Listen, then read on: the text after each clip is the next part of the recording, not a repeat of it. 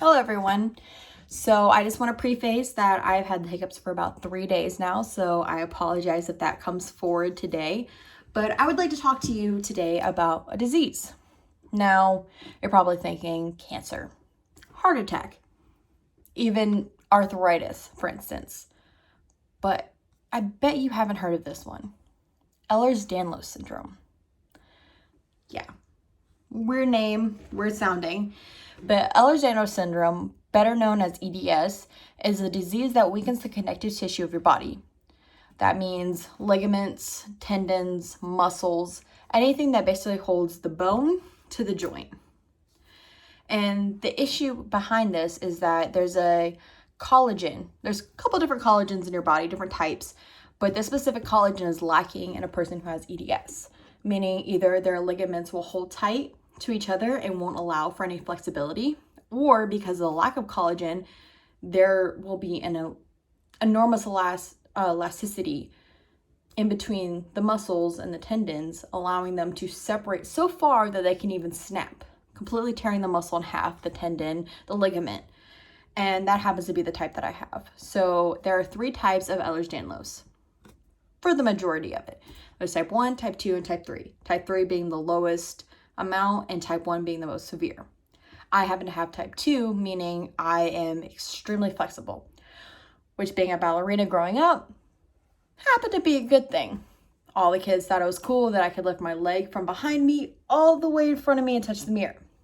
But little did they know, and myself at the time, that actually was a bad thing. Type 1 is where you think of this. Muscles. Your heart is the most important, outside of your brain, muscle that you have in the body. So without the collagen, and then affects the blood vessels and the organs, which you have throughout your entire body. Now we're trying to catch on. Now we're catching on. So if you have type 1, you're now at risk for organs shutting down, your blood vessels not being able to pump the blood that it needs, your heart completely shutting down, having arrhythmias and having issues just pumping the blood in general to the rest of your body in order to live. And it is a genetic disorder. It normally happens to focus on women for the most part.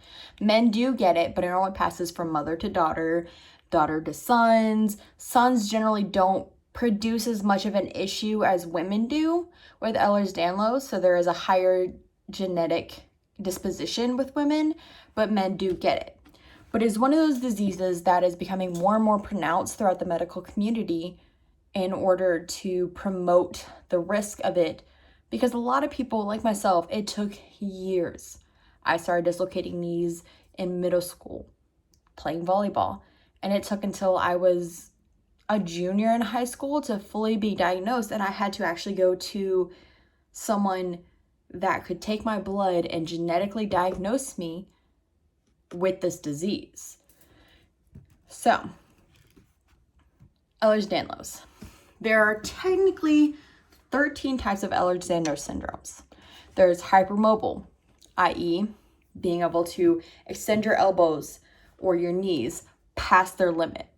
There's classical, which is what I have. There's vascular, meaning the blood. There's brittle cornea syndrome, which the eyeballs are classical like EDS. There's symphodysplastic. There's periodontal, cardiac valvular. There's so many different types, which is what is part of making it so hard to diagnose. And that's why a lot of people are coming more and more forward in order to properly diagnose this condition.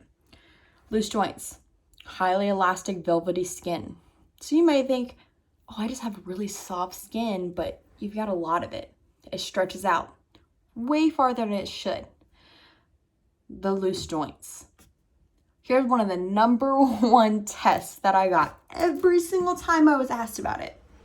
Your ability to stretch your thumb to your forearm. I thought that was normal. Apparently not everybody can do that. Being able to do things like this.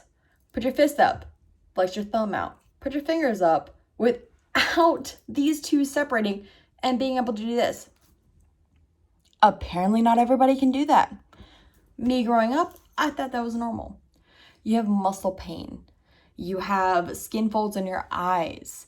You have fragile skin, which means it either breaks easily open or you bruise really easily, which will give that to a lot of people. A lot of people have low iron content. That's an easy one to misdiagnose. Muscle fatigue, you get tired easily. Working out is really hard. Most people by the age of 24 that have Ehlers Danlos are either on crutches, have been on crutches, or are in a wheelchair. You have benign growths on pressure areas like elbows and knees, and heart valve problems. And so for a lot of people, they just misdiagnose themselves and they don't really think about it. And that's why we're here today to talk to you about it, to see if we can further evaluate everyone through this entire experience, to see if they indeed have Ehlers Danlos, and then we can let the world know that Ehlers Danlos is a thing, that the many different diagnoses that you have could actually be one thing, that you have this symptom that you don't even think is a symptom, but it happens to be the biggest symptom that there is. And that's why Ehlers Danlos is so unknown. So I've gone to one doctor in my entire life when I've said, I have Ehlers Danlos. And they've known exactly what the frack I'm talking about. They know what it means. They know the severity of it. They know how I could end up with, I'm 24 and I need 2 hip replacements and a knee replacement at 24. I've only seen one doctor in my entire life who knows what that means. I was allowed to enter the Navy with this because nobody cared. I was allowed to degenerate throughout the Navy, go into war with this condition, and nobody knew better. And then I was allowed to be dismissed from the Navy because of this condition before actually getting real, honest to God treatment. So, here we are, talking to you, sharing my experience in order to inform the community of what it is to live with a diagnosis that nobody knows anything about. So, if you think you may have this diagnosis and you think that you may have some of the symptoms that are correlated with this, at the end of this, please come forward and speak to me. I'd love to know, and I'd love to schedule you an appointment with our local doctors. Thank you.